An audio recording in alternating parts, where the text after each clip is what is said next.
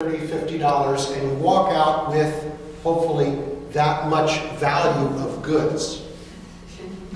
You get an exact one-to-one bang for your buck right away. But with investment, we put out, we put out, we put out, we put out, and we see nothing. But down the pike, we see the fruit of that investment. And the thing that has driven me in the current role that I have, being responsible for our staff in Asia, is being able to look back and see people like Manis, and see people like Wawa, and see what it meant to be involved in their lives way back then, and see the way God's using them today. And I'm convinced that if we're not doing that with the people that are getting started through the pipeline and get ready to head out overseas, we will see a huge amount of attrition. And to me, it's an attrition that's totally avoidable. But I just want to thank Ray for initiating the chai, and I actually swiped one of these things to bring over here. Because it's been a long time since I've had Kenyan chai. Growing up in Congo, going to school at Rift Valley, I was behind Ray and his siblings. But every afternoon, as the sun would go down, we'd get one of these huge big beer steins and fill it with water, put a little immersion heater in there, heat up the water, and then we take our loose tea leaves in a tea strainer and make our chai and warm our insides out. But when Jesus gave the Great Commission, to whom did he give it? Disciples. And what were they to do? Make disciples. So who in this room is exempt from the Great Commission? No one.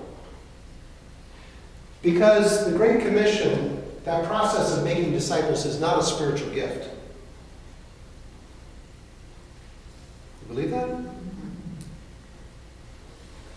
But God has called us to make disciples through the use of our natural gifts, our experience, and certainly our spiritual gifts.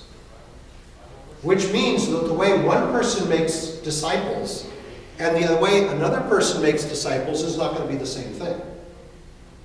And the way I would make sense to me to illustrate it, if I have this pot of chai and I want to share this chai with you, how do I do it? I can't just open this up and pour it out because you'll burn your mouths out. I might be able to use a nice cross-rolled mug like this that Jeannie just gave back to me because they don't need it anymore. Or maybe I could use a nice HCJB World Radio mug. But what if I don't feel I have anything worth using? I don't have anything classy. Well, maybe I just have styrofoam cup. Will that work? Sure. Or if I'm brave enough, I might even use one of these and hope it doesn't melt. But the point is, it doesn't matter what we use. Really? Does it? But it does matter that the chai gets from here to somebody else.